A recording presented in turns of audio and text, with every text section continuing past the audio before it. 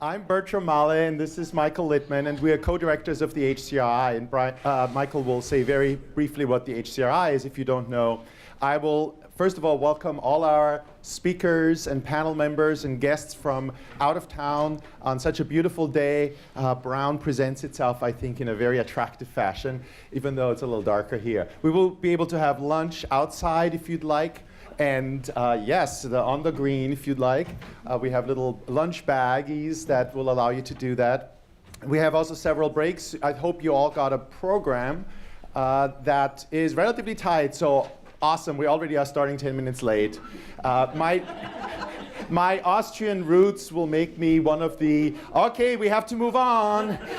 So if you hear me outside yelling with the increasingly hoarse voice, that's the attempt to get the hordes in and then out and so on. So I want to very briefly introduce BSP. What is that? This is, yeah, that's fine. I don't need that actually.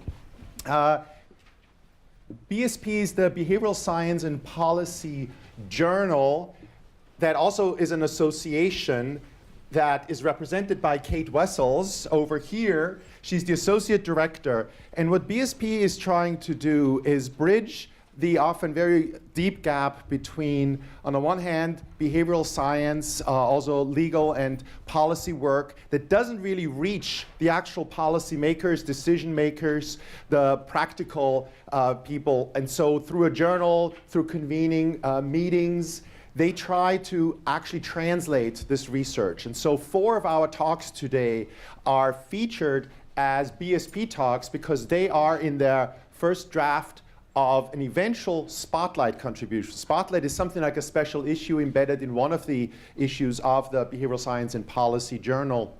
And the feedback that you will provide will allow them to work in the additional perspectives that these kinds of journal articles try to represent. Many different disciplines, methodologies, but fundamentally translating behavioral science and insights into actually actionable policy. And we have also science as well as legal, ethical, and other perspectives here at our workshop. And just 2 practical announcements because I don't see Peter Haas here. There he is. Oh, there he is. Well, Peter is taking a photo of me. Excellent self-consciousness induction. Peter will also help you remember various things, including the bus back to Yale and how that's going to work, and food and breaks and so on. So Peter is a source of information for you if you are confused and I'm running around like a dead chicken, or what is it, chicken with the head cut off, yeah. Which is really an awful image. I don't want to even think about this.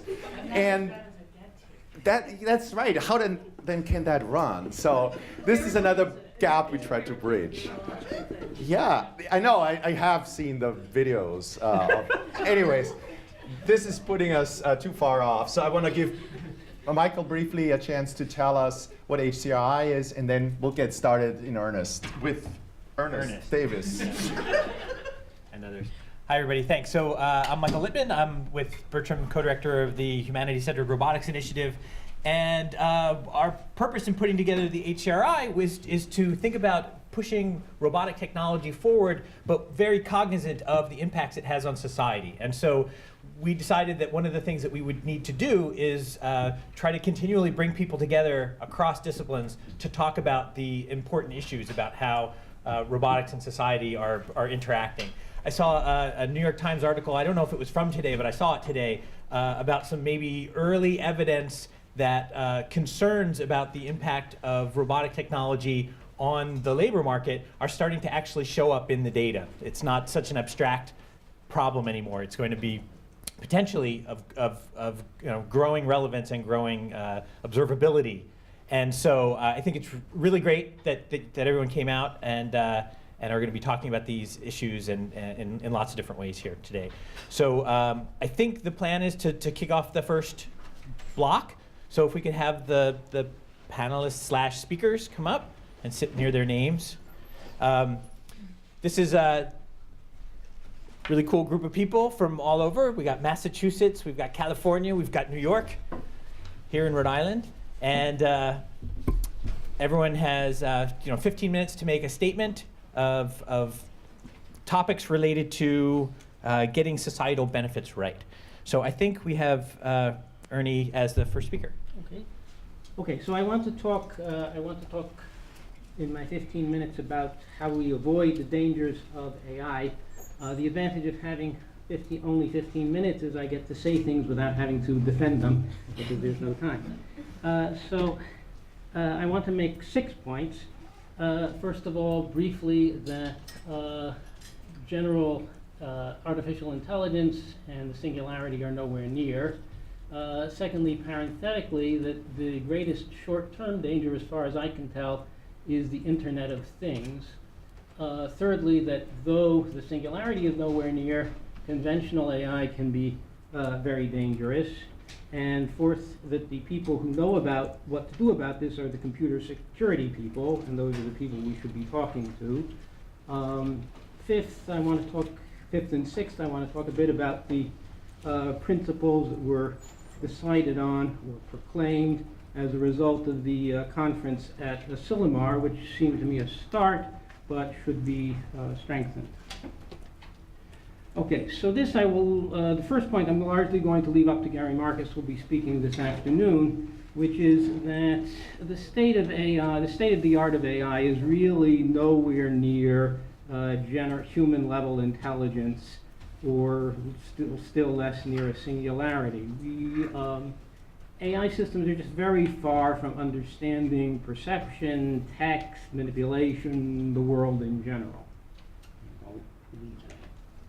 The Internet of Things.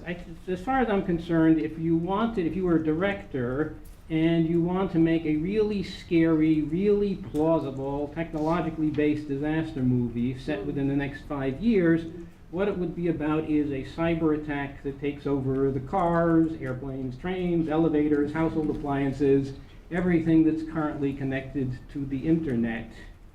And whenever I hear talk about this, which I did as it happens yesterday, the whole thing sounds scarier and scarier. So, for instance, Stuxnet, the attack on the Iranian centrifuges, shows that even if you have paranoid security, which the Iranians did, a hostile power can turn all your centrifuges into mini bombs. So if things go wrong if things go really wrong in the short term, that's how I expect them to go wrong. Now, so I don't expect Skynet to be attacking us anytime soon, or Ava to escape and start doing nasty stuff. But of course, conventional AI, the AI that we have, can be perfectly dangerous. So there's AI-powered military equipment, obviously, cyber attacks, online theft, and so on and so on. And those can be very dangerous, either if driven by a malicious actor or by an incompetent actor. The worm that took down the Internet in 1987 was an accident. But it seems to me that they're not fundamentally different from non-AI powered attacks of the same kind. And so as regards to the computer, the cyber infrastructure in particular, essentially what you're talking about is problems of computer security, and this is a field. And the people who do it have been studying the problems for 50 years and have a sophisticated and powerful theory and technology, and they know what they can do and what they can't do. And these are the first people we should be talking to in terms of the dangers of robotic technology, or certainly of AI technology, and less philosophers. Okay, I wanted to talk about a couple of the principles at this Asilomar conference. There was a large conference of AI people at Asilomar in imitation of the famous conference about genetic engineering at Asilomar some 10 or 15 years ago. This was a few months ago and was sponsored, I think, by the Future of Life Institute, or at least they were involved. And they produced some 25-odd principles, which, as I say, were a start, but seemed to me really too weak. So there are a couple of them I really wanted to discuss. One of them was principle number 21, which reads as follows. Risks posed by AI systems, especially catastrophic or existential risks, must be subject to planning and mitigation efforts commensurate with their expected impact. And this really seems to me pretty mealy-mouthed. You want to stay miles away from anything close to catastrophic or existential risks. And you certainly don't want to be planning mitigation efforts for existential risks. So that's the kind of thing I think should be tuned up. Principle number 22 had to do with recursive self-improvement. AI systems designed to recursively self-improve or self-replicate in a manner that could lead to rapidly increasing quality or quantity must be subject to strict safety and control measures. I distrust recursive self-improvement very much. And I would bound it at a recursion depth of 1, frankly. After 1, it just gets out of control. So again, this is a principle that I would like to see strengthened. I'd also like to add 2 more principles to the Asilomar collection. One is that it should be possible to turn the thing off. Any AI program, for them any other program, or robot, which is working on or near Earth, you can't, if it's working on the far side of Mars, it's hard to do this. But if it's working on or near Earth, then it should be set up so that it can be turned off. It should be, an authorized human being can easily destroy it or halt it in a way that it is absolutely impossible to block, and preferably in a way that it does not comprehend, which seems to me is possible. And secondly, if you have AI programs that control, great physical power, then they really have to be stupid. They have to be really focused. We have to really understand what the program that controls the power grid is doing, and it should only know about the power grid. It should not know about a lot of other things and be making lots of other independent decisions by itself. In general, I think I don't think that AGIs are anywhere near, but as I said in my first point, but I think one wants to be very careful about not getting close to them in ways. If you have a general intelligence, it had better be weak, and if you have a program that's powerful, it had better be stupid and well understood. And intelligent programs are almost by definition not well understood in terms of if they're open-ended and intelligent, they're problematic, and they should be sandbox. Okay, so I think that's all my points. Thank you.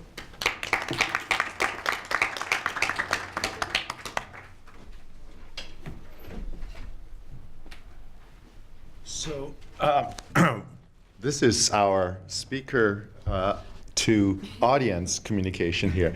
I would suggest we move on to the other talks while I think Julie is next setting up. If somebody has one burning question, we can throw the box and can ask it. Mike? Yes. Oh, Is it working? doesn't seem like it. Uh-oh, then we didn't record Ernie. If you see, yeah, the number is, it's on. Yeah, I just turned it on. Oh, I see. Haha. Yes, here we have a question. Well, it seems to me the problem with catastrophic things is that we don't necessarily have the ability to predict them. So doesn't it make sense to plan for resilience and recovery in case of some catastrophic damage? Well, I want to create, I think we should create AI programs that we pretty well do understand. Now, of course, And I think that's feasible. I think that the energies are a lot better spent in prevention than in planning for what to do. It's much easier to prevent Skynet from taking over than to plan for what to do when Skynet takes over. If Skynet takes over, then we call on whatever his name is to deal with it. But Schwarzenegger? no, the John hero. Connor? John Connor. Thanks, John Connor. If Skynet takes over, we call on. I have him on speed dial because it could happen at any moment. No, but I think you maybe misunderstood their statement though, because I think they're saying the mitigation and planning efforts are about preventing this from getting to that point. I don't think they're saying we should be planning for what happens after we're all toast, right? So I think that maybe is mitigation sounds like afterwards. Sounds like afterwards. yeah. I guess Poorly phrased. A possible complaint is that it's poorly phrased. Yeah. So it looks like Wendell is. But we should probably start up with Julie. But we'll get back to it. I'm sorry. I just wanted to make a point of information here, just having been there.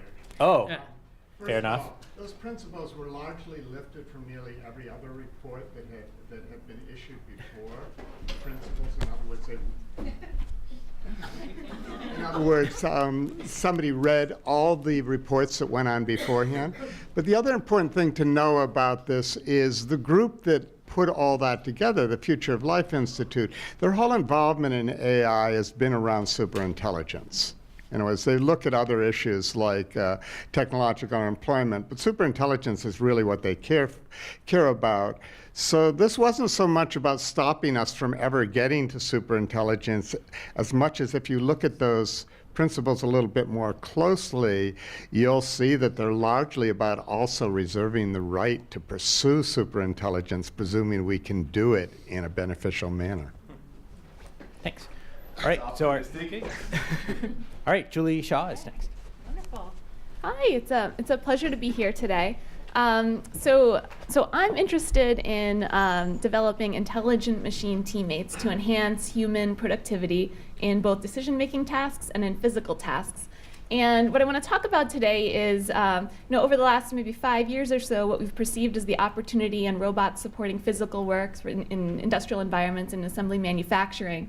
And then to draw on a comment Michael made about what we're just beginning to learn about potential implications of this. And then I just want to workshop some ideas about how we should think about maybe designing AI to help solve some of the problems that maybe our technology is creating as a byproduct of what we're aiming to achieve. So now an interesting thing about deploying robots in many areas today is that we have to change large parts of how people do work to deploy robot systems. So in Amazon's warehouses, we have robots working with people to fulfill your orders. But those robots work in a space that's physically separate from people. That space and the process has been redesigned to utilize current robot technology. In other cases on automotive lines, we have sort of next generation robots, and they really work right alongside people. So they're not working interdependently, and the work needs to be cut out and separated between person and robot. Even when we do see a robot that looks more like a human collaborator, it still falls far short of what we'd expect from an effective human teammate. So robotic surgical assistants like this are typically commanded step by step in the operating room. And that's not how humans work with human surgical assistants in the operating room. And in fact, so this is a robot from a number of years ago now. It was only ever used for short surgeries and is a successful product today, but in the basements of hospitals sorting sterilized instruments entirely removed from people. And so what's the reason for this? Well, imagine a surgeon doing a multi-hour surgery and having to explicitly ask for absolutely everything they need step by step. The mental burden of that is unacceptable. And so even when we develop a technology to fulfill a specific role, the introduction of that technology changes the person's work in that area in ways that can be detrimental to deploying robots. So I've spent many years thinking about this problem and trying to design robots that can work more flexibly with people, that can preserve how people do work today, and that requires more intelligence on the robot side. It requires intelligence for robots to be able to model people, model their mental state, model their behavior, their physical work, and then be able to accommodate sort of changing behavior of people sort of in real time when you're working with them. And this requires both sort of in the planning stage, the person and the machine or robot coming together to form their plan, to infer what are the implicit constraints and preferences involved in working together in a team with people in a complex organization.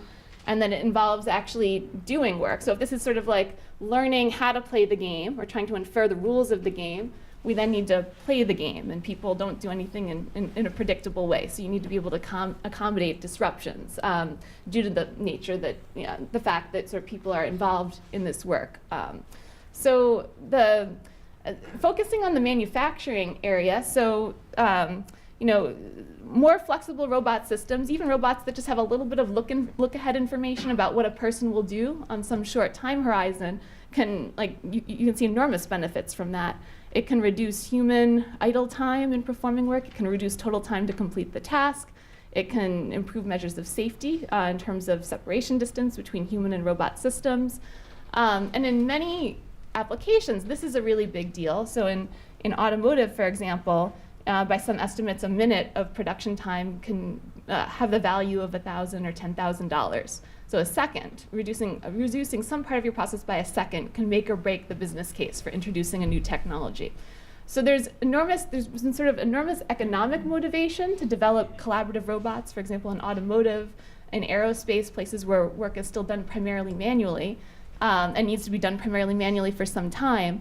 And I think there was a sense for a long while, myself, many other researchers, and many other people sort of deploying these technologies in practice, that sort of collaborative robots were this, and I think this is still true, but are this incredible opportunity to sort of not supplant work, but enhance human work. So by making this process more efficient, large parts of this process will still require people, but we can enhance efficiency and potentially make new opportunities, make new work, and make more employment for people. But an interesting thing, and it's not just this most recent report, but maybe over the last few months or even the last year or two, we're starting to see data that, this is, I still believe that this is true in the long term, but when you introduce a new technology, there are near-term consequences for that, and we actually are seeing data now that the near-term consequences are that work is changing. There are fewer people employed because of efficiency enhancing technologies, and so the question I think that I've been sort of thinking. I'm truly workshopping ideas here to just let you know, and I'm super interested in feedback. I think it's important for all of us that are developing technologies to think deeply and try to understand how our technology is positively impacting and negatively impacting society, and then think about how we can apply our technologies to remedy potentially unanticipated or less ideal consequences from it.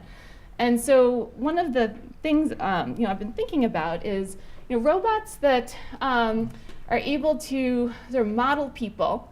This is useful in doing physical work, but some of these same technologies, I think, might be able to provide us a bridge for thinking about how workers that have been sort of locked out of sort of knowledge economy tasks could potentially, transition to doing those sorts of tasks, those sorts of work. And this is a super hard problem because if you look at sort of these tasks, so think about militaries or defense tasks, think about tasks in hospitals, work in hospitals. So this is sort of depicting the work of a resource manager, a nurse that's a resource manager in a hospital. Work in anti-ship missile defense, like training people to defend ships from incoming missiles. These are careers that take years of not just education, but beyond that, they take years of learning through apprenticeship how to do these jobs. There's no codified way to teach someone how to do these jobs. There's no curriculum. You literally learn through practice, through training, through working with other people to learn how to do these jobs. So one question is, can we apply similar ideas of sort of intelligent machine capability to, rather than learn implicit preferences and constraints on physical work, learn to better codify how these jobs are done by the true experts that do them today, and then use that as a scaffold for a machine to be able to leverage sort of more innate human ability with codified domain knowledge to allow larger segments of our population to do some of these tasks. And so the learning problem here, trying to learn or codify from demonstration how people do these sorts of tasks, is computationally very challenging. Techniques like inverse reinforcement learning are sort of ill-suited for resource allocation, scheduling types of tasks. There's other techniques like policy learning, but have not sort of previously been applied to these sorts of domains. And so one of the things we've been looking at is, well, can we draw inspiration from how people learn to do these tasks through apprenticeship, and use that to inspire computational models for a machine to learn through apprenticeship from true experts in these areas. And we've had some success with that. There's no sort of general cognitive model for how people learn to solve resource allocation and scheduling problems or optimization problems. But there are some ideas we can draw from, which is that something underlying human multi-criteria decision-making is this idea of learning through comparisons, and especially paired comparisons. And this is something that we leverage in AI systems commonly, but often we'll sort of ask people, question after question of explicit comparison. Like, in this situation, would your preference be this or that? In this situation, would you do this or would you do that? And that can be sort of laboriously, time-consuming. So we've tried to learn these models of paired comparison, these pairwise ranking models, through just demonstration, watching someone do these sorts of jobs, and automatically extract positive and negative examples that give you information about, in a particular context, what implicitly, based on the decision you see a person make, what is their implicit ranking of the different options, at least a pairwise ranking. And in applying these techniques, we have been able to reproduce expert performance on real-world anti-ship missile defense tasks, and have deployed decision support to support people, nurse managers in hospitals, doing these resource allocation tasks on labor and delivery floors. So this is exciting, and it's sort of like one little angle of trying to explicitly codify how true experts do this today in a way that can help us break free of this one expert, one trainee framework, this very sort of time-consuming and costly framework for training people to do these jobs.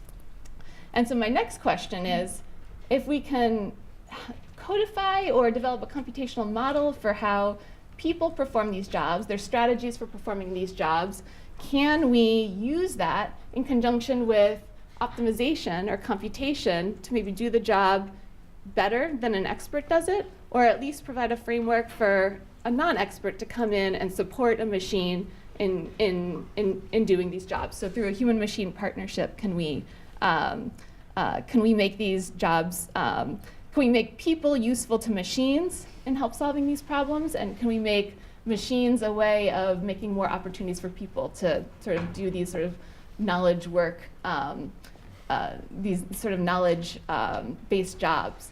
And so in another little study, again, these are all little experiments in the lab, but in another study, we've looked at taking people's sort of high-level strategies for solving planning problems, standard planning problems that are used in the international planning competition, and using these sort of high-level strategies, input from people, to make an automated planner more efficient in solving automated planning problems, the IPC problems. And so we conducted studies where we had a number of people come into the lab and solve, I think for the first time, we had people solve the IPC problems. And we had them, after they solved the problem, write down in natural language, however they wanted, their sort of strategy that they used to solve that problem. And what we learned from that is, in this study, about 60% of those responses could be codified in linear temporal logic as a sort of a soft constraint or sort of a preference for a planning problem. And so what we did was we manually encoded their natural language strategies into LTL, and then used that as input to sort of IPC winning planners to solve IPC problems, and look at what the end result was. If we get this high level intuition from people for how to solve the problem, and we use that in conjunction with state-of-the-art automated planners, can we achieve more than either would be able to do alone? And so we looked at two domains. We looked at aircraft routing and satellite imaging. and a number of different variants of this problem, of different levels of difficulty in the planning domain: propositional, numerical, temporal. And overall, across our problems, what we found was that when we utilized these people's high-level strategies, their intuition for solving these problems, the planners actually came up with a better solution. On average, about a 12% improvement in the solution. And that was a statistically significant result. So, maybe there is some way to sort of codify the implicit constraints and preferences for how to solve these problems and take human intuition, like that's like a natural capability we have that machines don't have. If there's some way to translate that and make that useful for machines, then possibly together we can open up more of these jobs to more of the population. Okay, so these are my workshop thoughts, and now I am ready for discussion and thoughts and feedback. I don't know if we should take questions now or wait till later, but I'm like super excited that there's. We don't have a lot of time for questions, but we can do a couple. Am I live? Yes, I am.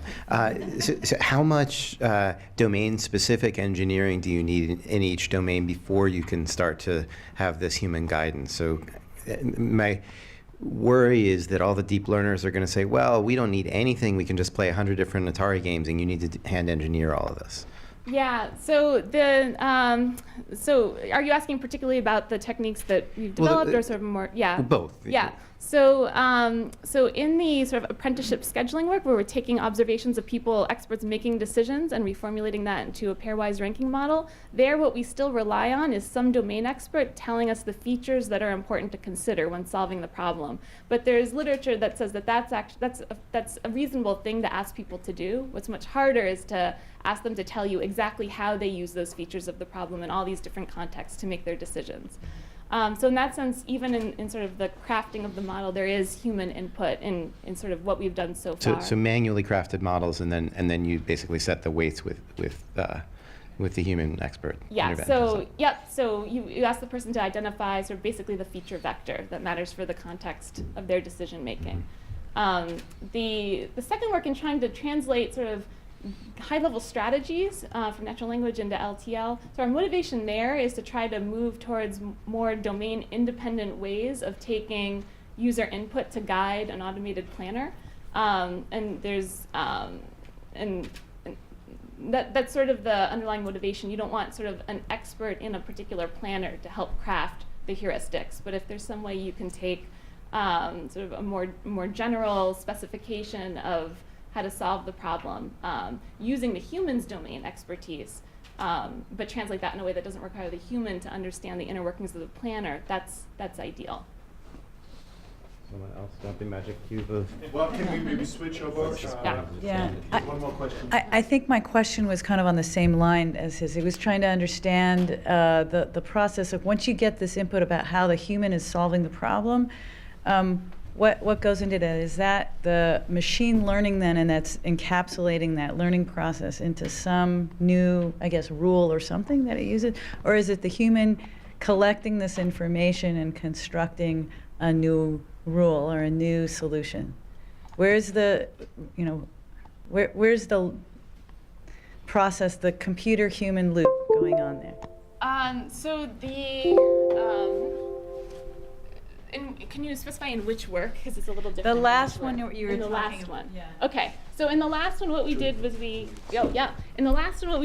had people solve the problems on their own, to take a half hour and try to solve the problem on their own, so that we could give them some grounding in the problem that sort of mirrored prior experience working in a domain, and then we had them just basically write down at a high level, how did they solve the problem? Each plane should visit, one place at a time. So the human still has to figure out a way of describing how they're solving the problem.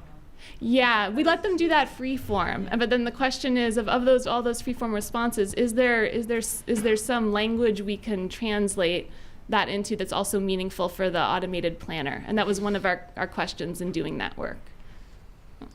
Great, thanks very much. All right. Yep.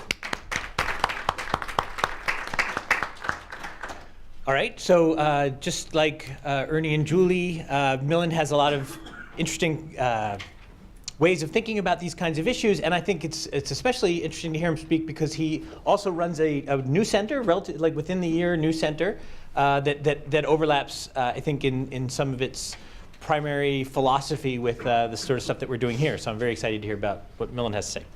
Wonderful. Thank you very much for inviting me. This is this HCRI initiative is really an exciting initiative.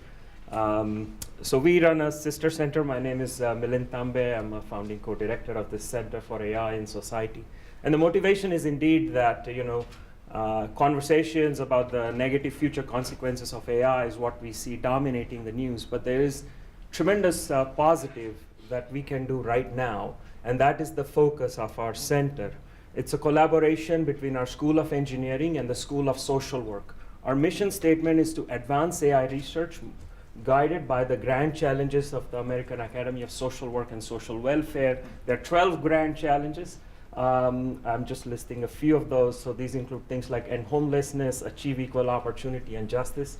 The international version of this is perhaps the 17 goals of sustainable development of the United Nations. Again, not all 17 are what I've shown here, only 12. So these are lofty, big goals. What do we do concretely? So I wanted to highlight two main areas of work that we've been doing. AI for assisting low-resource communities.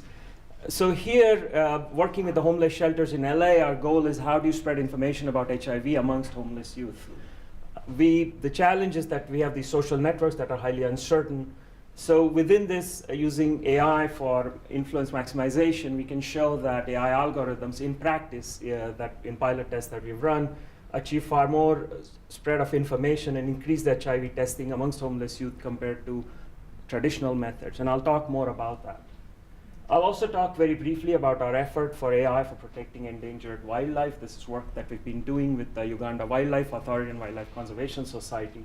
Using machine learning, we can predict where poachers will strike so that rangers can go there before they attack, and that way try and save animals. This has led to arrests of poachers, removal of snares, and I'll talk more about that as well. My goal here is to say that AI can achieve these things. These are things that we should be doing, and there are very important and fundamental research challenges for AI that are here and that we could tackle those.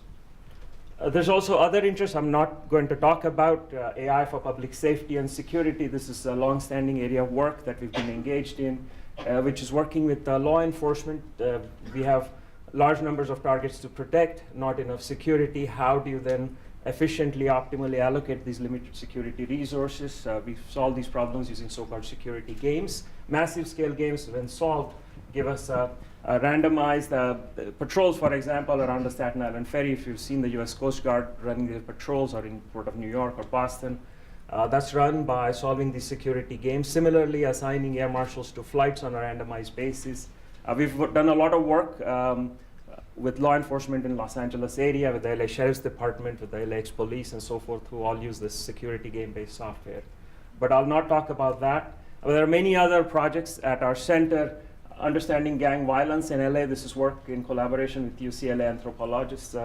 Substance abuse, how to reduce substance abuse amongst homeless youth, working with veterans with PTSD, and so on. So these are all important challenges. We have a summer visitors program. We're very excited that many of them will be working on these sorts of projects. So let me now talk a little bit about the work with the homeless youth. I'm going to play a video because this shows my PhD student who did this work and my collaborator, Eric Rice, who's also co-director of this center. So I'll play a very small clip, a minute. At the USC Center for Artificial Intelligence in Society, we are researching ways to leverage the power of social networks to address complex social problems. My colleagues and I have focused on one particular problem: how to use artificial intelligence techniques to prevent the spread of HIV amongst homeless youth. In Los Angeles County, homelessness has reached a crisis level, with nearly 47,000 people experiencing homelessness on any given night. Homelessness is and has to be our top priority. After all, real lives are on the line. Sometimes overlooked in this conversation is the increasing number of homeless youth. There are up to 6,000 homeless young people sleeping on the streets in Los Angeles. These homeless youth are 10 times more likely to be exposed to HIV due to high-risk activities such as unprotected sex and needle sharing. Among housed youth, less than 0.5% have HIV. Yet among homeless youth, nearly 10% are infected. Educating all these youth about HIV is a necessity, but this goal is unachievable due to limited resources. And the video goes on. So Julie, you were asking me today morning, how do we connect with Hollywood? So this is our attempt. And so you see all this walking, talking, acting. My family was extremely unhappy with this video, and they said, don't do this ever again. But we submitted the video to AAAI, and the AAAI reviewers kindly didn't look at the acting, they only looked at the content. And to surprise of my family, the video even won the Best Video Award, so that was kind of interesting. But more seriously, the question is, how do you spread information about HIV amongst homeless youth? So we harness the social network. We get an uncertain social network. What we're trying to do is to figure out who are the key peer leaders, so we may bring in 5 of them at a time in order to spread information. As we bring them in to educate them about HIV so that they can spread that information amongst their peers, they also give us information about the rest of the network. And this additional information then allows us to more strategically choose the next set of peer leaders. And then that allows us, they spread information, they also give us information, then we can bring in the next 5 peer leaders. So what we have here is no longer a single shot decision problem, but one where we are running a policy. And this is a so-called a POMDP model, where the homeless shelter is sequentially selecting a group of youth. They take an action, they get more information about the network that allows them to more cleverly choose the next set of people and so forth. This requires us to solve a large-scale planning problem, a POMDP, which maximizes reward as choose an optimal policy. Unfortunately, the state of the art is such that we cannot solve these massive scale problems.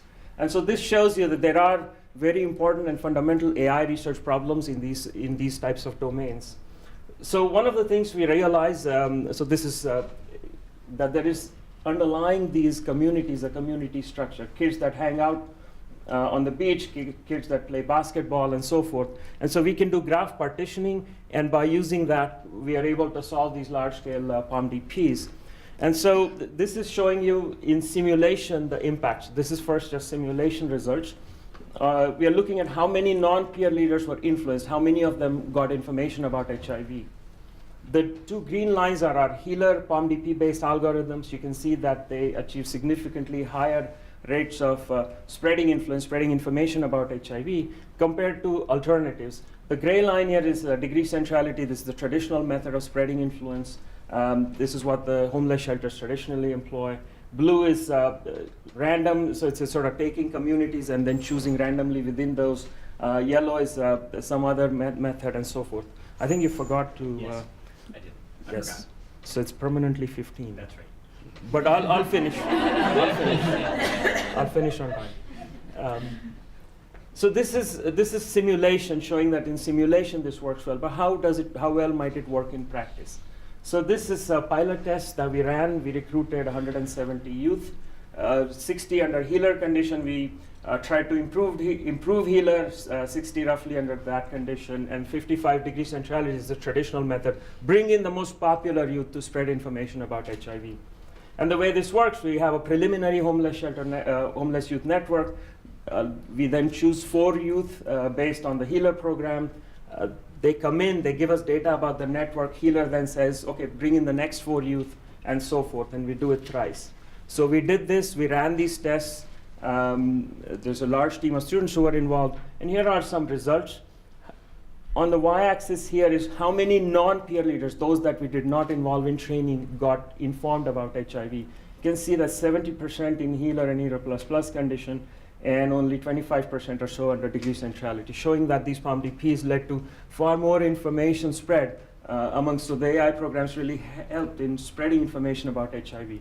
This is only saying that information was spread, but did they actually start testing for HIV? So if you look at what fraction of this dark green actually changed to testing for HIV, we can see that under healer and healer plus condition, a much larger fraction, 40 and 25%, started testing for HIV. With degree centrality, none started testing for HIV. This is in part because there's a smaller base, a smaller green bar to start with, but we need to investigate this further. Let me show you now a small video clip from the director of Safe Place for Youth, a partner homeless shelter. Just a small clip from her speaking. Beautiful way to kind of like marry this tech world with this social service world, like, and how we can kind of go deeper and impact young people and elevate them. If this group became a really big thing, it could really help out a lot of youth. All right, so let me in the last few minutes talk a little bit about where we are going and talk a little bit about wildlife conservation. We are looking at 900 homeless youth now, different conditions. The approvals are in progress, and we'll be presenting video updates every few months, regardless of what my family thinks about it. We are continuing to work. We are also working with the Uganda Wildlife Authority and Wildlife Conservation Society. This is Murchison Falls National Park in Uganda. Amy, you were there, I know. So this is wonderful wildlife there, but there's threats to the wildlife. There are these snares, thousands of snares that are used to kill these animals. Our goal here is to predict where poachers will strike. We divide up the area into these grid squares, and we are trying to predict where poachers will attack. We get 12 years of data, for example, from Queen Elizabeth National Park. How likely is a poacher going to strike? We have different features: ranger patrol frequency, animal density, distance to rivers and roads, all of these sorts of things. At first, we created this complex model, and we learned all the feature values and so forth that influence them. There's all kinds of things. If a ranger walks in the area, they may not be able to detect whether a snare is there or not, and all of that. And all of that we learned using fancy learning algorithms. All of that, the paper was published. It even was runner-up for a best application paper. All of that, wonderful. 2006. This was in 2015 or so. Then we went to actually implement this. And here's the problem. First, interpretability. We said, rangers, you should go to a certain location to find snares. Why? Well, there's this complex model. It tells us here, and they're saying, we are not going to go there. You have to tell us why. And second, this is run on a high-performance computing machinery at USC. They're trying to run things on a ranger workstation in Uganda in some forest. It just doesn't work like this. So we had to come up with a different solution. So we ran a hackathon to try to figure out what could work better. And what worked better was an ensemble of decision trees. So this is a whole bunch of decision trees. They all provide their votes, and then a majority vote. This is a simple method. It's more interpretable. It runs fast, and it actually performs better. And that was, to us, a great surprise. So here showing you first in simulation. We have data from 2003 to 14. We are trying to say, what happens in 2015? We already have the data. And here showing this ensemble method beating all other methods in terms of prediction accuracy that we ran against uniform random capture, different kinds of machine learning algorithms. That's 2015. Let's look at 2016. We hadn't done patrols yet. So my students chose two areas, 3 square kilometers each. These are our predicted hotspots that the rangers had not patrolled. To make the problem more interesting, this was a conference deadline, and I promised everybody a drink for every snare that was found in these areas. And so the rangers went out to patrol, and first they found 19 signs of litter. Okay, we don't know what that means. 1 active snare. Okay, 1 drink each for everybody. Then poached animals. A poached elephant with its tusks cut off. So we were in the right place. Poachers were active in that area. They were hunting elephants. But then we found an elephant snare. The rangers found an elephant snare roll. So poachers were active in that area. Elephants were being killed. But before they would kill the next set of elephants, fortunately, these snares were removed. So we hopefully saved some animals. And then next, just before the deadline, 10 antelope snares. At that point, the student said, we can't drink anymore, that's it. So our hit rates are higher than what was traditionally observed. The point is that machine learning can help. So based on this now, we've given them different areas to patrol. This is a more elaborate test to see how this machine learning approach would work in a larger scale. They're running these tests. They were trained. And in initial tests, this is very exciting. They found a trail in one of the areas we said they would find poachers. They followed the trail, and they ambushed a poacher's camp, arrested poachers, confiscated wire snares, cooking pots, timber harvesting tools, and so forth. Okay, so there's many other things that have been found. I'm out of time, even though it still says 15 minutes. So my point is that there's significant potential for AI to assist low-resource communities, to assist in emerging markets in the developing world. And these are not just applications. There's fundamental AI research challenges. The direction of AI research is in our hands, and we can push it in this direction. And these are not only fundamental computational challenges, but in designing AI systems in society, there are challenges of interpretability, designing the right level of autonomy, and so forth. But it also means that we have to look inwards within the AI community to encourage more interdisciplinary research, research that measures impact of our research in society. So that's it. Thank you very much.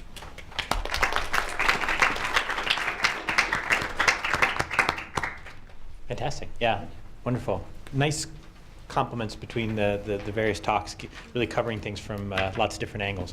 So, all right, we have a question. What when do we want to? We have 5 to 10 minutes. Oh, great. Yeah. Okay, fantastic. All right, so I'm going to bring the box to you.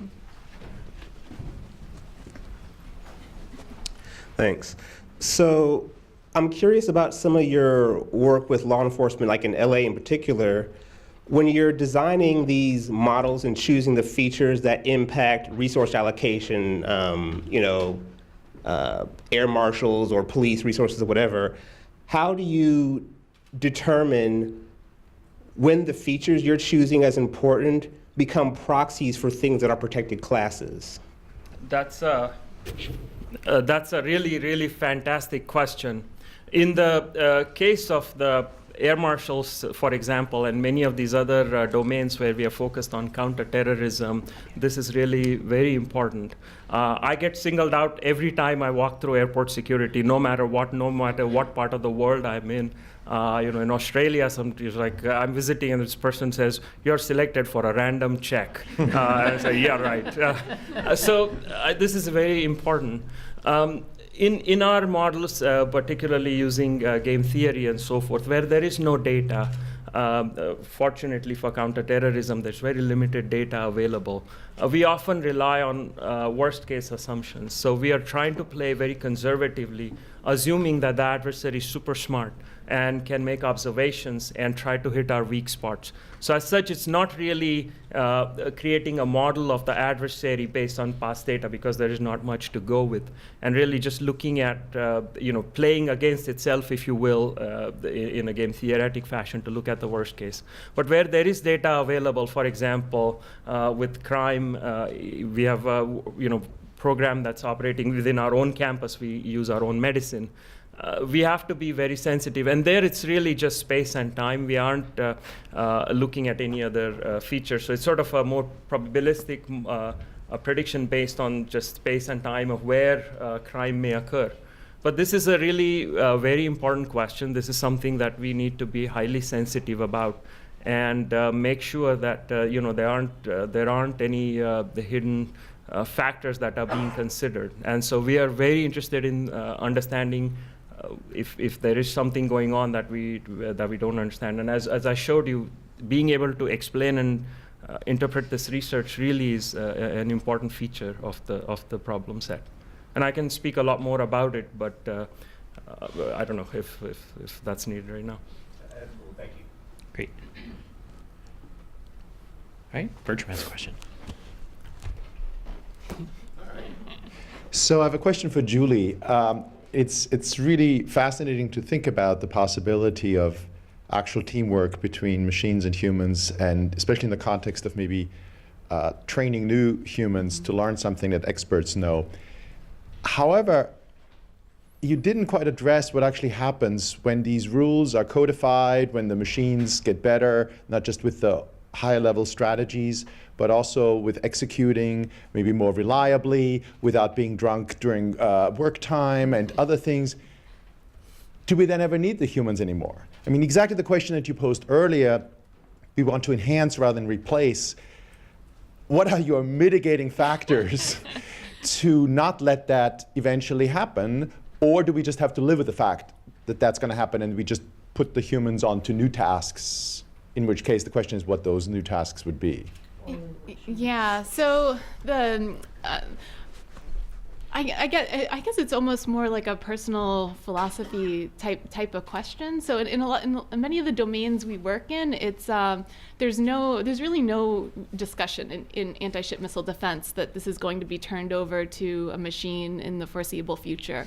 In the hospital, there's no different than in the factories. Interestingly, in the hospital, the nurses that we work with, there's no real fear or sort of response that like these systems will take their jobs. I think there's just it's sort of inherently assumed that human judgment is such an important part of this that. A lot of the challenges with automated planning software is that it's very difficult to fully encode the problem and the entire decision or state space. And if you miss a little bit of it, you're in a safety critical domain, you're in big trouble. And it's very hard to see those blind spots. And so in many cases for sort of these safety critical domains, it's sort of presumed that people need to be in the loop and need to be at the very least that safety net for a long time going forward. And then for me, the question becomes, what is the right way of designing the system to support the human's role in the way that the human can best contribute? And you have, one way is to incorporate the person in sort of a monitoring role, look for something that's going to go wrong and then jump in and fix it. But people are notoriously bad at sort of monitoring tasks. And that's not necessarily the right model either. So in the long foreseeable future, will AI be doing everything? Possibly, I don't really know. But in the medium term, there's I don't think I still believe it's not a practical concern. But then again, that is my personal opinion. No.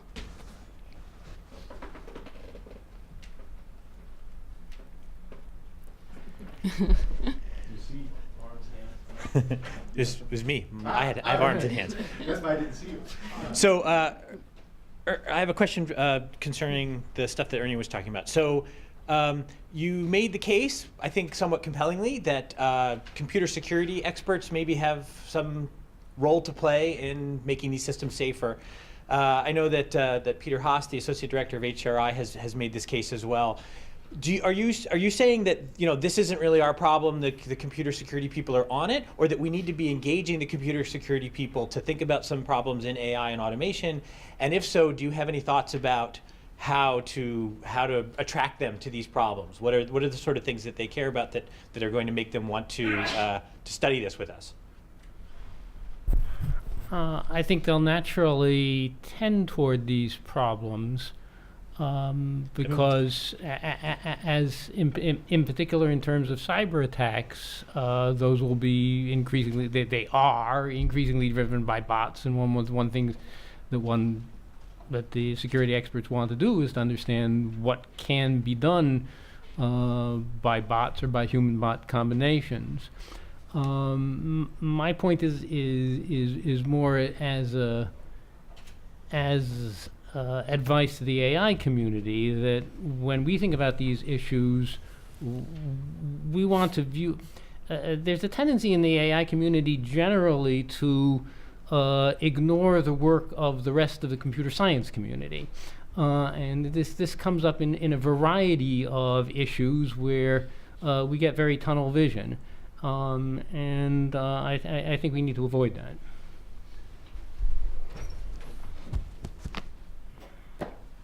I have a question to go across the panel and see what people think. Are the benefits, social, medical, and so forth, greater than the risks?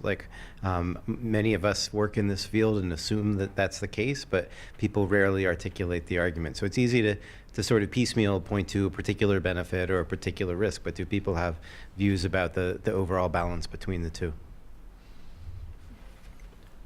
Okay, as a AI researcher, I'm sort of biased towards saying, of course, AI is a force for good, and of course, we are just going to make the world a better place and so forth. And we hope to guide AI research in our own small ways towards that with our center. But we have to be very careful. And I was persuaded in part by a book. I was looking for, humans and machine, human-machine collaboration, humans this and that. And then suddenly I came across a book written 100 years ago or so by Mahatma Gandhi on humans and automation, humans and machines. And it was a wonderful eye-opener to, automation 100 years ago was having a devastating impact around the world. Some were benefiting a lot, but some were wiped out. And this shows us, so for example, Britain versus India is an example of that as to the benefits of automation versus the costs. And so we have to be careful about where technology is, where it gets concentrated, who benefits from it, and what its side effects are. And we can't be naive about the impact that it may have. So we have to be very careful about where we are going with it, and we have to direct it properly. So I think I don't think we can blindly just say not that that's what you're directing us to, but that it's just going to be all right. Yeah, I think about this a lot too. So in developing technology, we're all trying to solve a problem and to fix something. But I have a background as an aerospace engineer, and it's one of the things you're taught early on, and it's reinforced over and over, is that if you optimize your solution to one part of the system, and everybody does that on the team, and you put your subsystems together, you end up with an incredibly suboptimized, end-to-end system. And we experience that through the training process once we train aerospace engineers. As